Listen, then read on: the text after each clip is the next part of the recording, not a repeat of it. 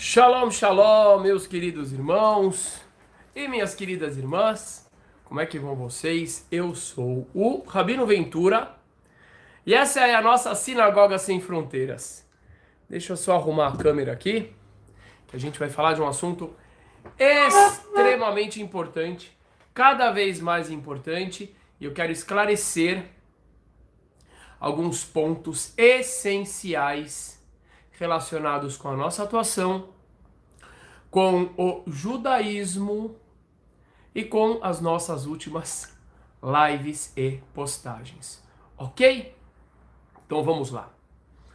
De acordo com a nossa crença, o Brasil, o povo judeu, as comunidades judaicas e a humanidade em geral precisam ser inspirados por ensinamentos essenciais, éticos e universais que constam na Torá de uma forma original e bastante impactante. Estou me referindo a assuntos que muitas vezes extrapolam o âmbito da ritualística religiosa, das particularidades religiosas. E é justamente por isso que muitas pessoas estranham e dizem: ora, Rabino, o senhor está falando de temas que não são exatamente judaicos? E eu respondo: meus amigos, os temas judaicos mais essenciais são aqueles temas comuns a todos. São temas que tocam no nosso cotidiano, são temas que tocam no nosso dia a dia. Então eu vou começar esse vídeo a partir de um texto que eu fiz em uma postagem nas nossas páginas do Facebook e também do Instagram. Eu vou ler esse texto. Prestem atenção. Shalom, Brasil. Porque estamos falando agora para o Brasil. Após questionar várias vezes o Criador, Moisés é chamado de rebelde? Não. Blasfemo? Também não. Moisés é chamado de amigo. É isso que vocês estão ouvindo. De amigo de Deus. Porém, no Brasil, no ano de 2020, se você questiona qualquer postura do governo ou da oposição, logo você é taxado de inimigo, logo você é criminalizado por pessoas que aderem a esta ou a aquela opinião.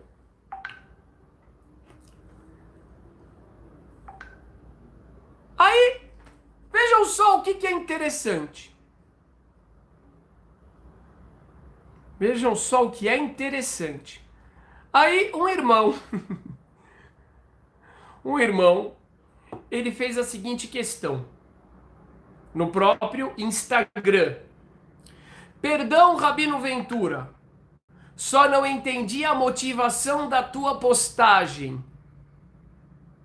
Tenho sentido falta das tuas postagens sobre Torá. Uau! Que comentário revelador! Que comentário importante! Que gancho! Que bola levantada para a gente cortar e para a gente finalmente explicar qual é a verdadeira função do judaísmo. qual é a verdadeira vocação do povo judeu e qual é a verdadeira finalidade da Torá. Muitos irmãos, na verdade, 99,9% dos irmãos pensam que o judaísmo é simplesmente uma religião focada no rito. Infelizmente, muitos judeus, muitos irmãos, também pensam isso. Porém, após um exame um pouquinho mais aprofundado nas escrituras e na tradição oral, nós percebemos que esta conclusão nada mais é do que ledo engano. A verdadeira função das escrituras, meus queridos, não é a religião. A religião é, conforme falou um grande rabino no passado chamado Hillel, a religião é somente um instrumento. Os rituais, um dos maiores rabinos da história, Hillel. Os rituais religiosos, as leis dietéticas, a guarda do sábado, que tudo isso é muito importante. Mas são apenas instrumentos para que nós gente, isso está no Talmud. Para que nós consigamos chegar na essência que é uma vida com amor ao próximo, com atitudes que concretizem este amor ao próximo. Por isso, precisamos urgentemente, para o bem do povo brasileiro, o país que mais descendentes de judeus tem no mundo. São dezenas de milhões. Isso é histórico. É importante que, de uma vez por todas, nós rompamos com qualquer noção errônea a respeito da verdadeira função das escrituras e da verdadeira vocação que o povo judeu tem que assumir. Vamos lá. Resposta para esse irmão que não conseguiu compreender que o rabino transmitir o valor do diálogo para a sociedade é Torá pura, é lei divina pura e aplicada no mundo, é a essência do judaísmo. Então vamos esclarecer algumas coisas importantes. Por que o Rabino Ventura de repente passou a falar mais de temas sociais? Por que o Rabino Ventura passou a falar mais de temas relacionados com a política? E a resposta é muito simples. Vamos para as escrituras. Moisés, em primeiro lugar, foi falar com quem? E sobre o quê? A primeira atitude de Moisés, antes mesmo da religião, prestem atenção, antes mesmo de Deus se revelar para ele, foi interferir na situação social do país onde ele era príncipe e trabalhar em prol da melhora das condições da vida dos escravos. Ele foi falar então com quem? Com o povo, sobre o regime e com o rei, que era o avô adotivo dele. Elias, o profeta querido, Elias falou com quem, meu irmão? Meu irmão! Elias falou com o rei Ahav. Elias falava com reis. Elias se dirigia ao parlamento. Elias se dirigia à câmara. E quando Elias ia para a praça falar com o povo, ele falava principalmente sobre valores sociais. Meus amigos queridos, Não nos deixemos mais ser desviados. O foco deste livro aqui, das Escrituras Sagradas, nunca foi religião, e nem dogma, e nem crença. O grande foco foi a ética. É a ética e é o social. Precisamos acordar, porque no momento que nós começarmos, todos nós, a tratar dessas escrituras como instrumento de justiça social, de fraternidade, de fé, de uma fé que nos leva a uma percepção ética da vida, o Brasil muda. Não existe instrumento mais forte, com penetração mais forte nos corações e mentes da maior parte da população do mundo do que a religião. Mas a religião, meus amigos queridos, precisa ser resgatada. Vamos seguir. Com quem Samuel falou? Samuel, profeta Samuel, falava com quem? Falava com o povo. Falava sobre fé, falava sobre ética. Mas ele também ia lá e falava com o rei Saul. Chamava a atenção do rei. Orientava o rei. Porque o rei é um instrumento através do qual se implementará a justiça social tão alardeada por esse livro, ou não. Isaías falava com quem? Isaías falava com o rei. Com o rei Ezequias, ou em hebraico, Rizquial. O discurso, meus amigos, prestem bem atenção. Não perguntem mais para o Rabino Ventura, Rabino Ventura, por que o senhor não está falando de religião? O senhor está falando de questões sociais. E eu vou responder, e eu espero que os próprios amigos respondam.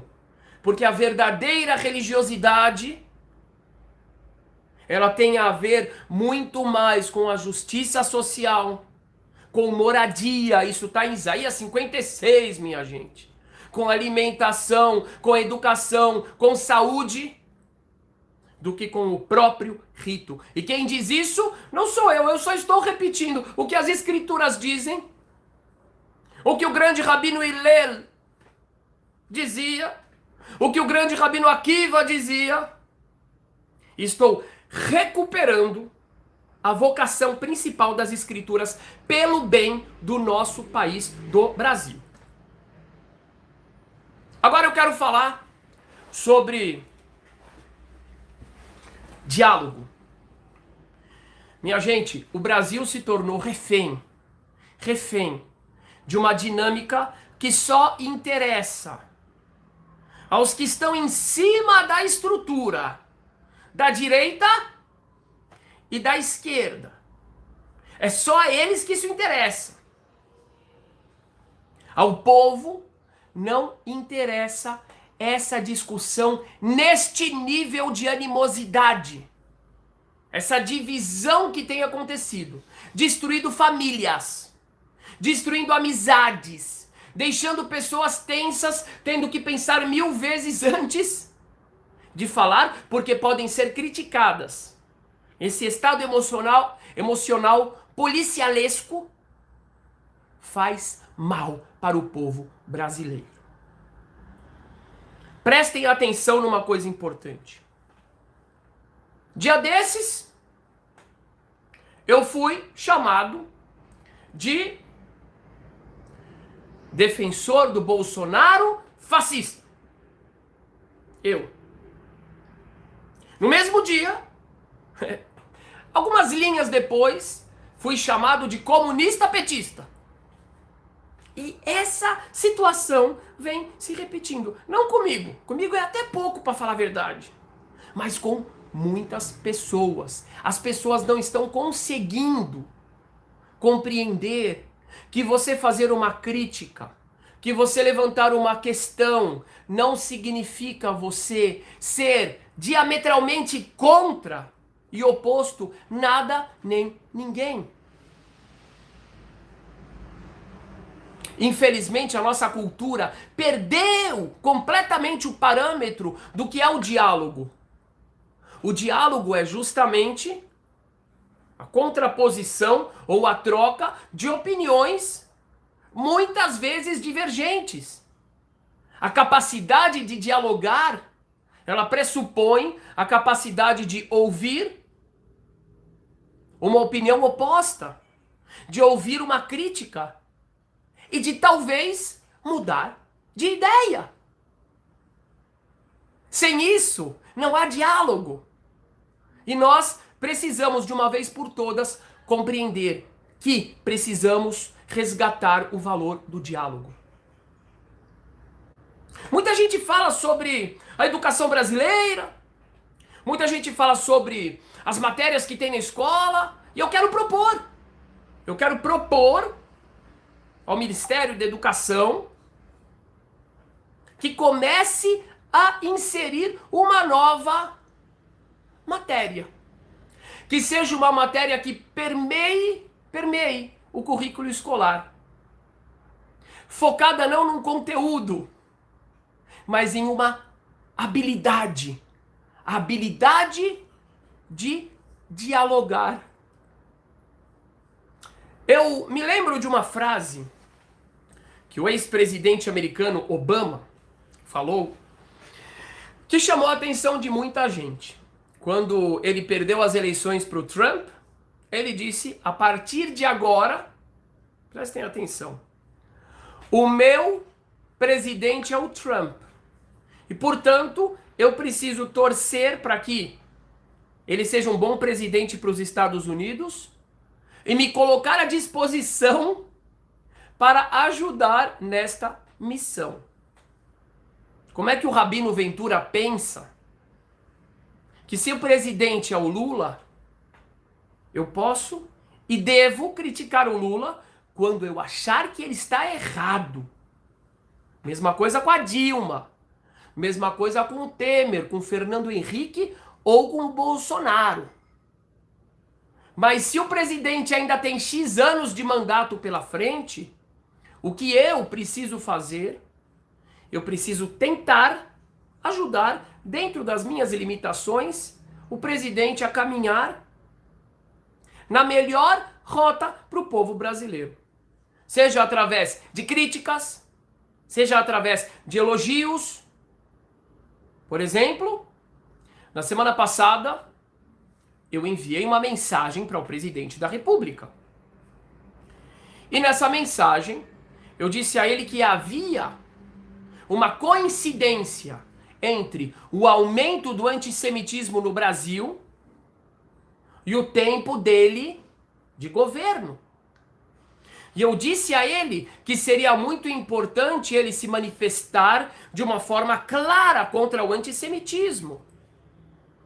E algumas pessoas ficaram extremamente incomodadas comigo e disseram, você quer destruir o governo do Bolsonaro. E eu disse, não, eu não quero destruir governo nenhum, eu quero ajudar, dentro da minha insignificância, todos os governos a acertarem. Mas aqui tem um problema, e eu quero que ele preste atenção. Hoje, ele se manifestou no Twitter dele de uma forma frontal contra o antissemitismo. E eu acho que ele deve fazer a mesma coisa em relação ao racismo contra os negros, a discriminação, a violência contra homossexuais, mulheres, indígenas e assim por diante. Mas o que eu faço neste momento em que ele fez exatamente aquilo que nós demandamos, nós pedimos, por favor, se manifeste? Eu bato palmas para a atitude dele. Então, da mesma forma que eu critiquei, que eu questionei, eu bato palmas para um acerto.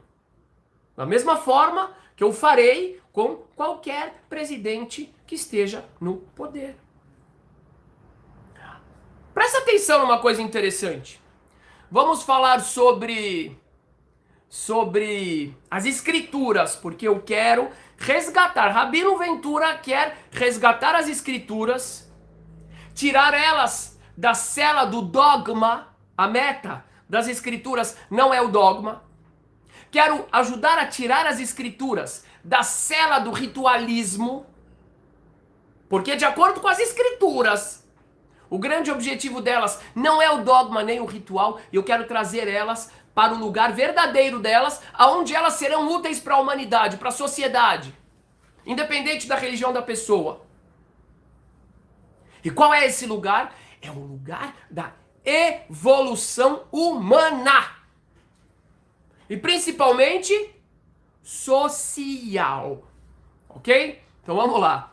Eu vou pedir para o pessoal que está aí deixar os likes, por favor, tá bom? Deixem os likes aí, compartilhem, chamem o povo do WhatsApp, do YouTube, de todos os lugares, do Face, para que essa live ajude a libertar mais e mais pessoas de concepções erradas e trazer as pessoas para a concepção correta de uma vez por todas das escrituras, que é o fomento da evolução humana, principalmente a nível social. Então vamos lá. Vamos falar sobre a capacidade dialógica. E eu espero que os idólatras de políticos baixem um pouquinho a crista, ok? Vocês precisam se desidolatrar um pouquinho. Vocês, principalmente pessoas que dizem que acreditam em Deus, precisam começar a perceber que vocês estão tratando seres humanos falíveis. Todo ser humano é falível. Eu também sou e você também é. De uma forma mais reverente do que vocês tratam Deus. Vamos parar com essa sem vergonhice aí. Que ser humano crente em Deus não idolatra ser humano. Sabe que o ser humano erra. Se o ser humano erra, então não há problema nenhum questioná-lo, criticá-lo. Isso faz parte da evolução humana. Precisamos aprender que a crítica é um dos instrumentos mais importantes para a evolução humana. Ouve o que eu vou falar agora aqui. Ouve. Tá ouvindo? Para de escrever e escuta.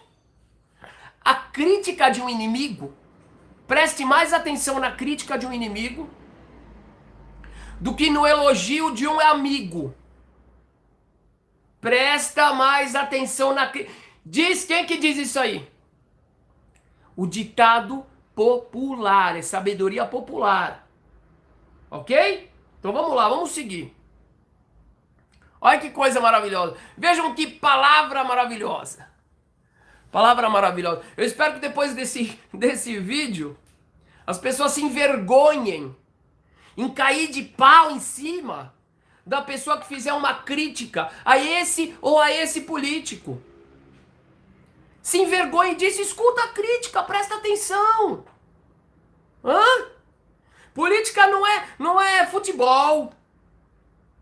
Às vezes pode ter um político, por exemplo, um presidente, um ex-presidente, um aspirante a presidente, que acertou um monte, mas tem coisa que a pessoa erra, pelo amor de Deus. Vamos fazer a crítica, até mesmo como instrumento de conselho. Hã? Vamos seguir, presta atenção. Vamos ver o que a Bíblia fala de verdade. Tá bom? De verdade. E vamos sair da manipulação. Olha só. Primeira parte, e essa parte aqui eu acho fundamental para qualquer pessoa que quer compreender o pensamento bíblico de verdade. O Todo-Poderoso não era o Lula, nem era a Dilma, e nem o Bolsonaro, e nem o pastor, qual que era o nome dele? O pastor, aquele que foi candidato lá. Não era.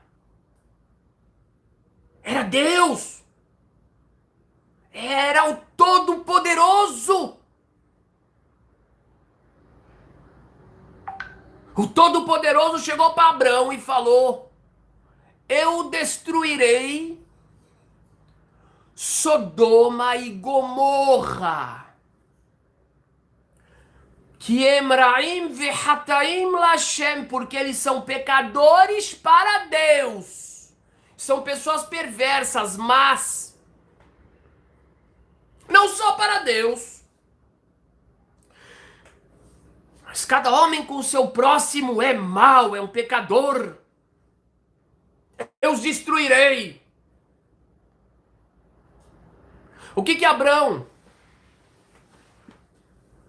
Eu vejo muitas pessoas falando, o pai Abrão, o pai da fé. Então vamos aprender com ele. Então vamos aprender de verdade com ele e não ofendê-lo com o nosso mau exemplo. O que Abrão fez? Ele disse para o Eterno: Senhor,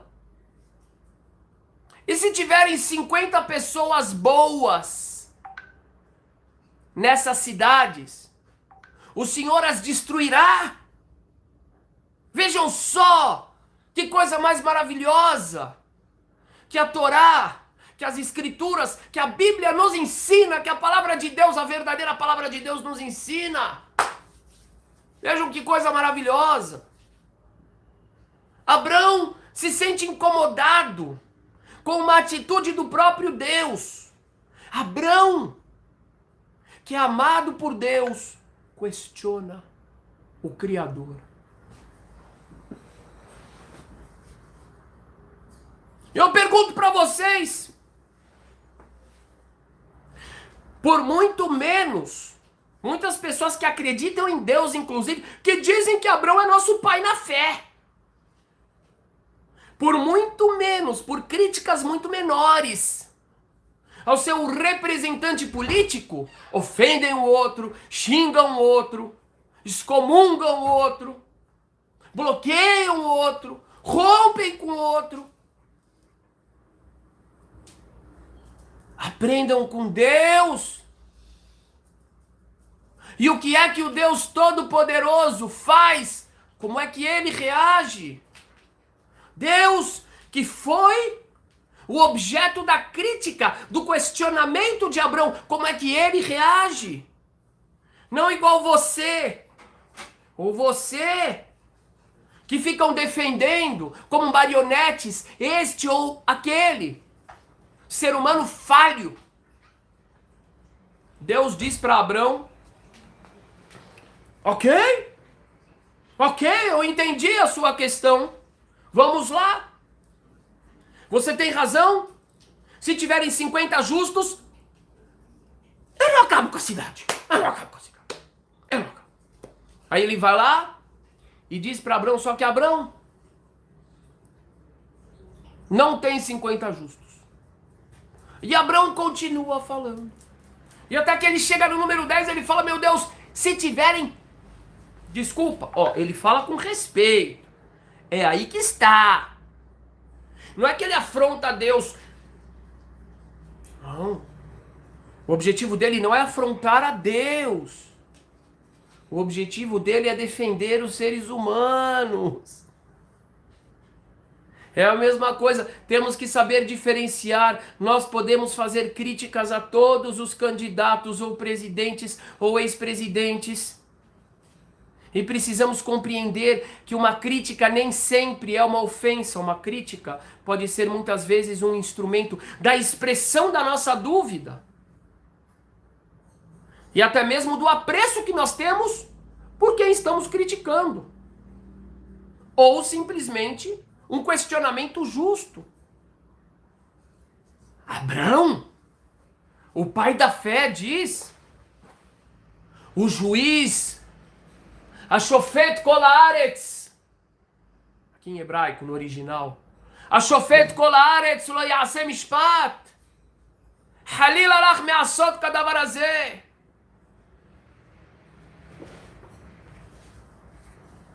O juiz de toda a terra não fará justiça?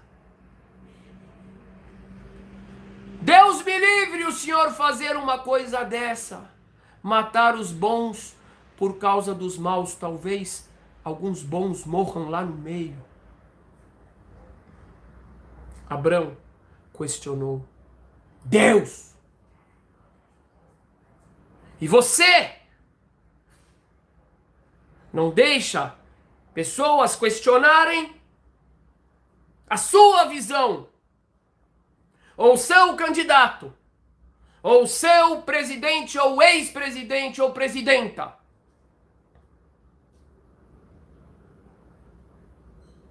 E como é que Abrão é chamado lá em Isaías?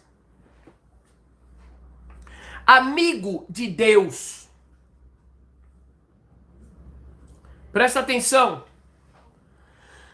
Vamos continuar. E eu peço para todo mundo deixar o like aqui, para ajudar a promover esse vídeo, que esse sim é um vídeo essencial para o Brasil. Por isso que eu coloquei mensagem do Rabino para o Brasil.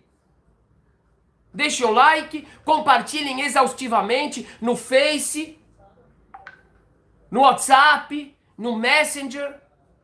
Que mensagem essencial. Vamos para Moisés. O Todo-Poderoso chegou. Não, com essa mensagem eu quero esmagar essa postura estúpida de idolatria de pessoas.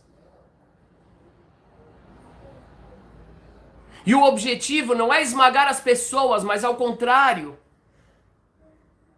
fazer com que a expressão da crítica não seja nem de uma forma destrutiva, seja um instrumento de edificação, e que assim o povo, todo o poder emana do povo, o povo, através de uma crítica bem construída e saudável, possa conduzir os governantes, sejam lá quem forem.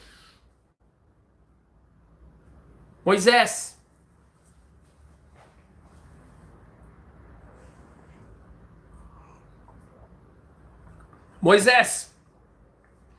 o Todo-Poderoso já falou, chega,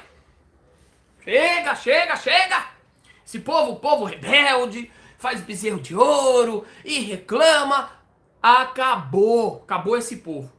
Moisés, vem cá, farei de ti uma nova nação. E vou acabar com esse povo. Não será mais o povo de Abraão, Isaac e Jacó. Será o povo de Moisés.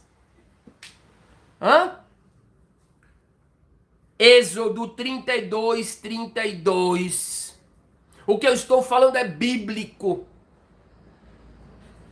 Eu quero desmontar todas as falsas doutrinas que vêm manipular as pessoas e nos tornar vítimas. De esquemas de pessoas que só querem nos sugar, nos vampirizar. E é por isso que eles impõem essa idolatria a seres humanos. O que é que Moisés responde para Deus?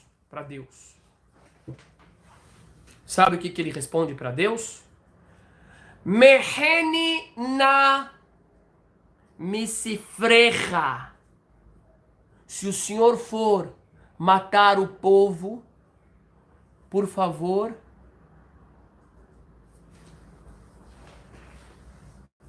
me apaga do teu livro. Eu não quero participar desse livro. Eu não quero mais viver. Eu prefiro morrer.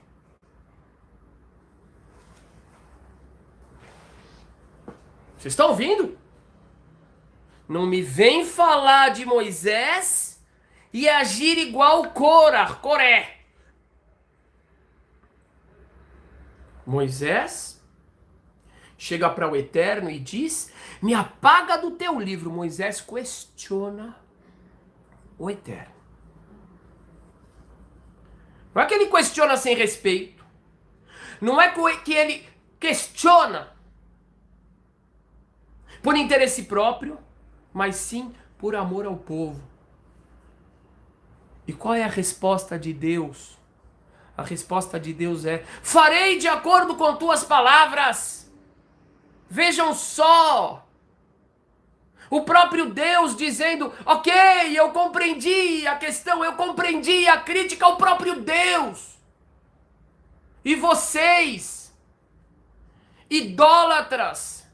Idólatras de seres humanos. Não deixam pessoas que têm uma visão diferente questionar o político que te representa. Talvez realmente o político que te representa, talvez, quem sabe, ele não seja perfeito.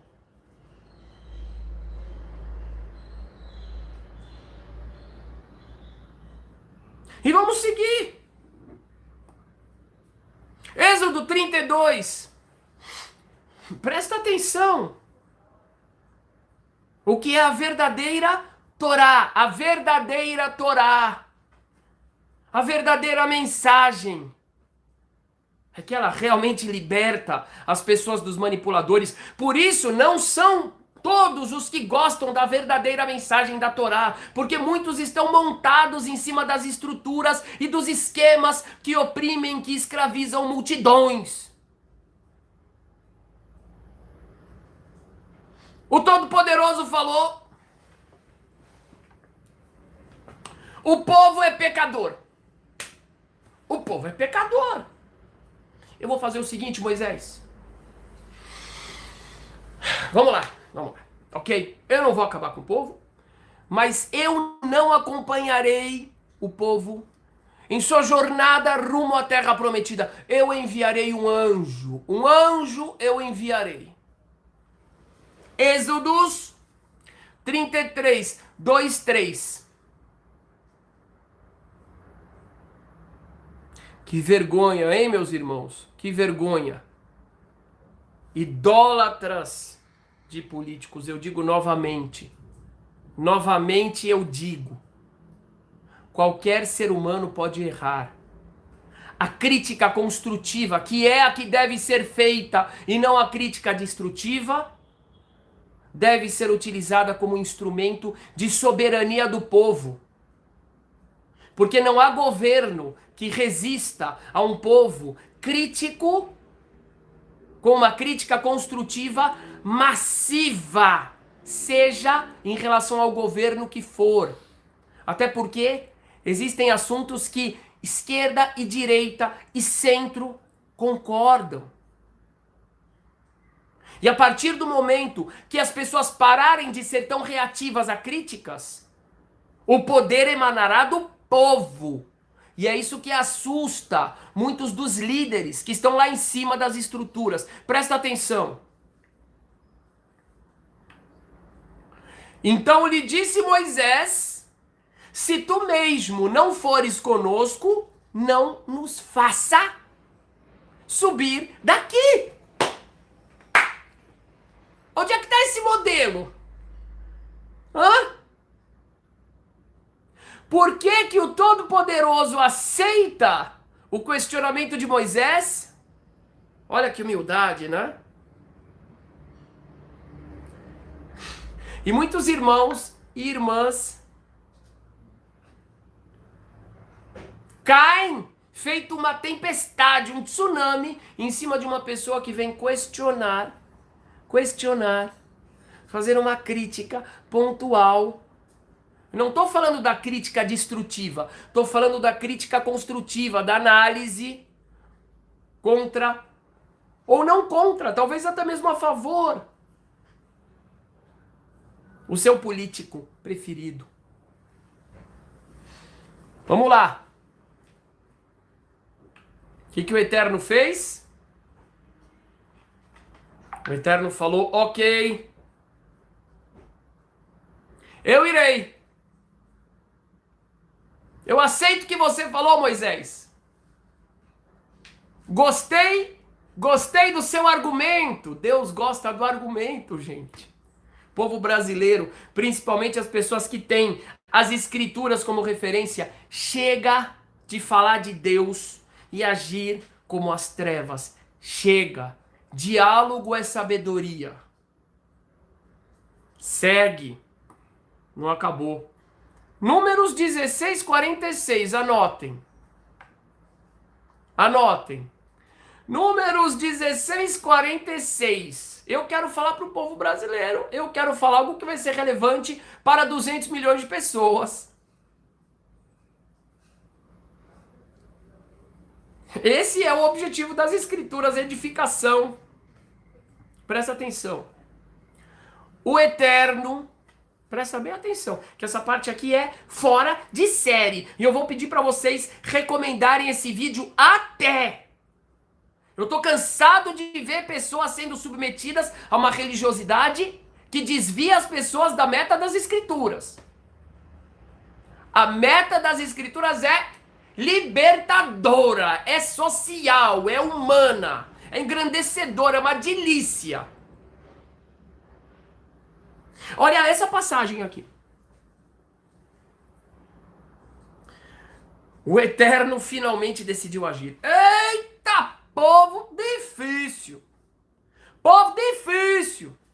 Casca dura, casca grossa. Deus falou, agora eu vou começar a praga. E ele foi lá e mandou a epidemia e começou lá a morrer um monte de israelitas no deserto. Um monte de israelita começou a morrer. E morreu um, outro, outro. Antes disso, o Eterno tinha dito que iria fazer essa praga. Moisés intercedeu. O Eterno aceitou. Porém, depois disso, logo depois dessa intercessão de Moisés, o povo de novo afrontou Deus. Aí ele falou, não, não tem jeito, não tem jeito. Foi lá e mandou a epidemia. Mandou a epidemia, começou a morrer um, outro e outro. Ai, a verdadeira Torá é desafiadora.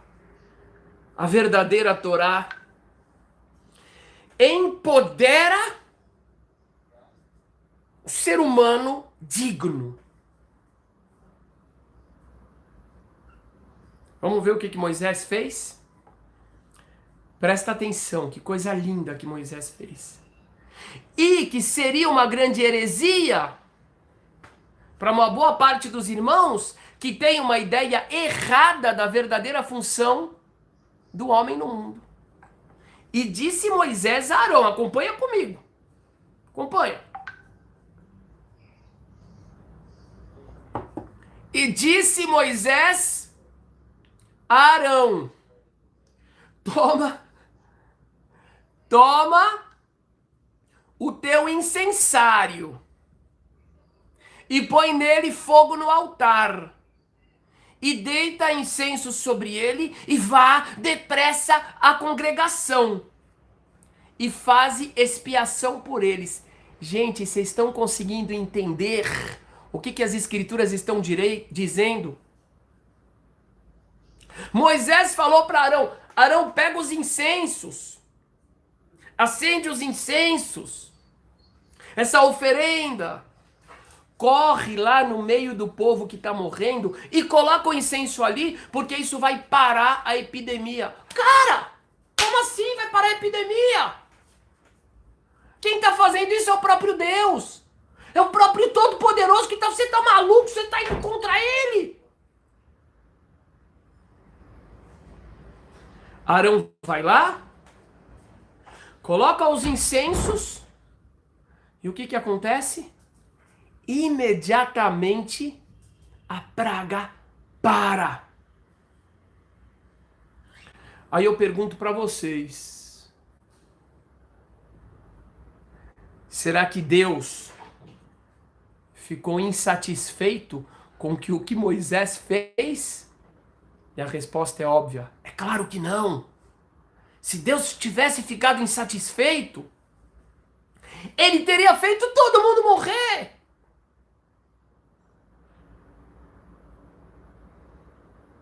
Mas o próprio Deus, entre aspas, acatou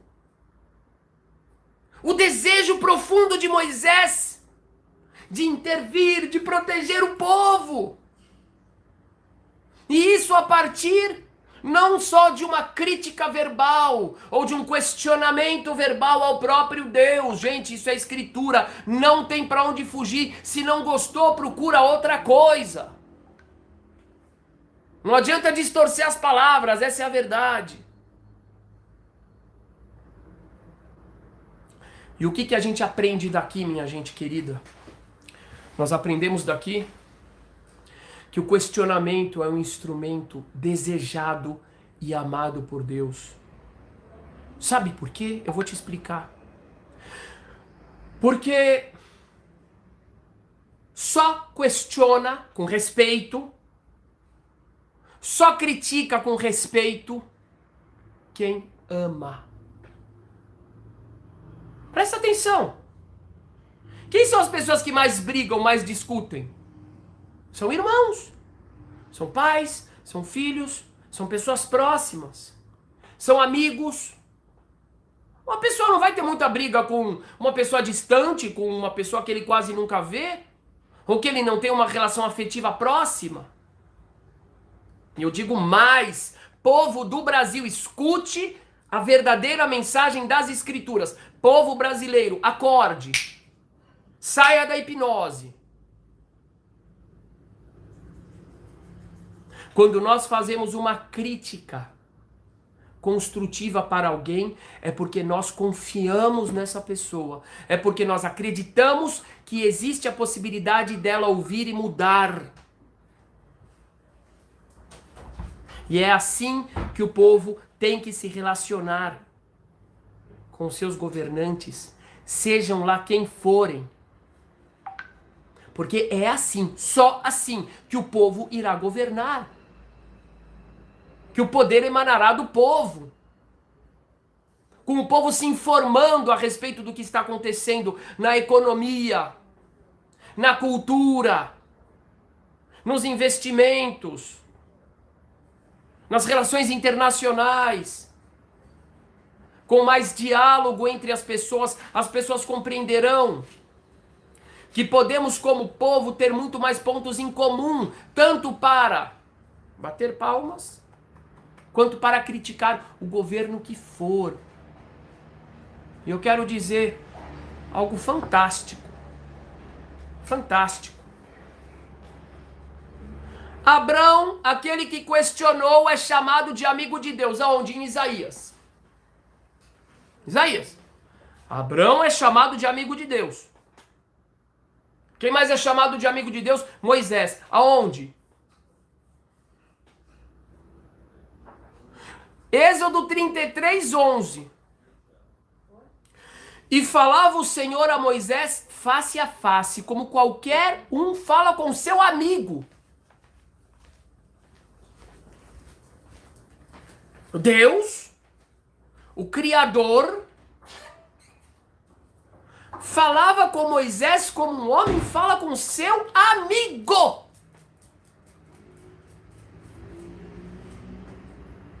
Presta atenção. Quando os irmãos de Moisés falaram mal dele, Aharon e Miriam, Números 12, 7 e 8. O Eterno deu uma bronca neles e disse: não é assim com meu servo Moisés. Meu Deus do céu, aprendam a Torá de uma vez por todas.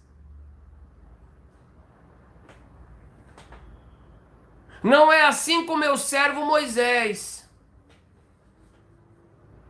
Eu não falo para ele através de sonhos, ou enigmas, ou parábolas. Moisés é fiel em minhas moradas. Gente, vocês estão compreendendo o que Deus está falando sobre aquele homem que tanto questionou ele? Deus está falando, Moisés é de casa, Moisés é íntimo.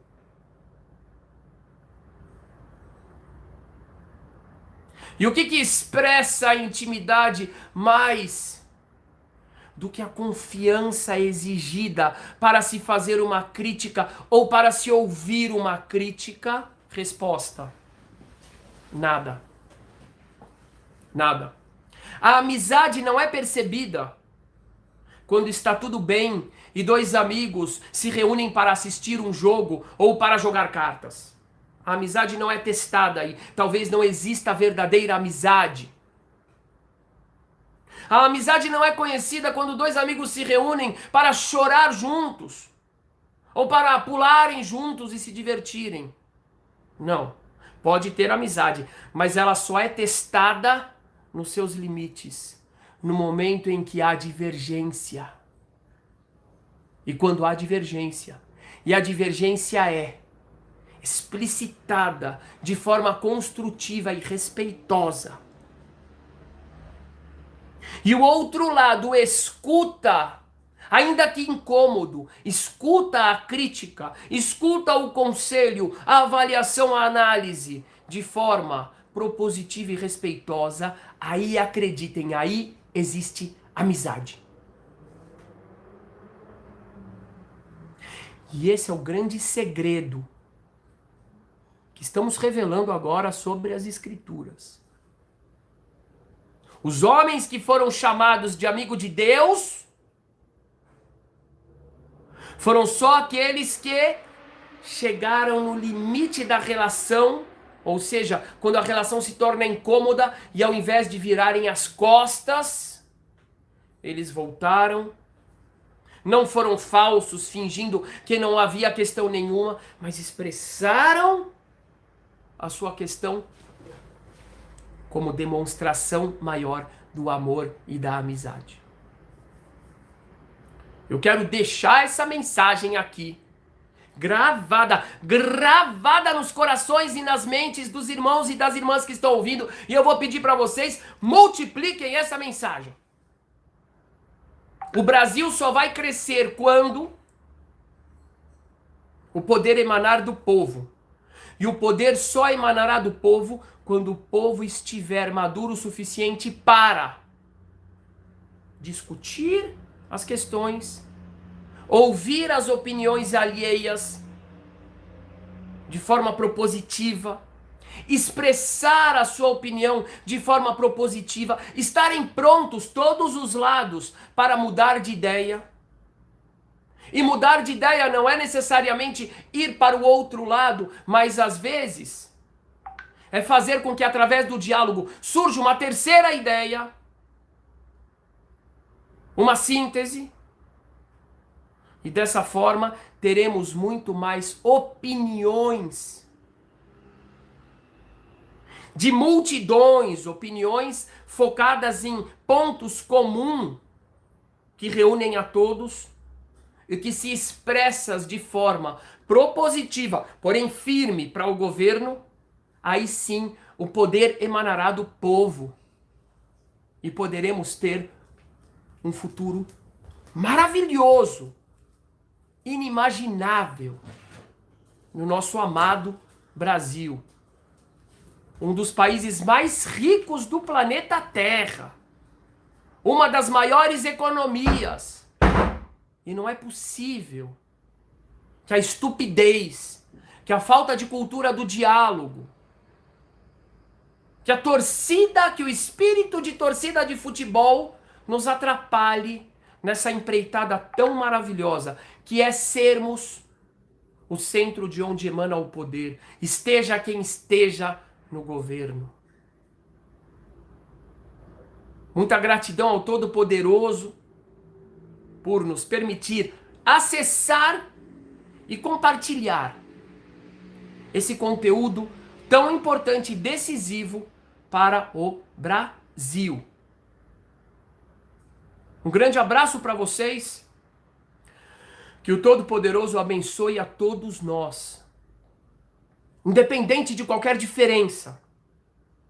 Os de esquerda, de direita, os de centro, os ambidestros, judeus, católicos, evangélicos, muçulmanos, Hare Krishna, espíritas, da Umbanda, do Candomblé.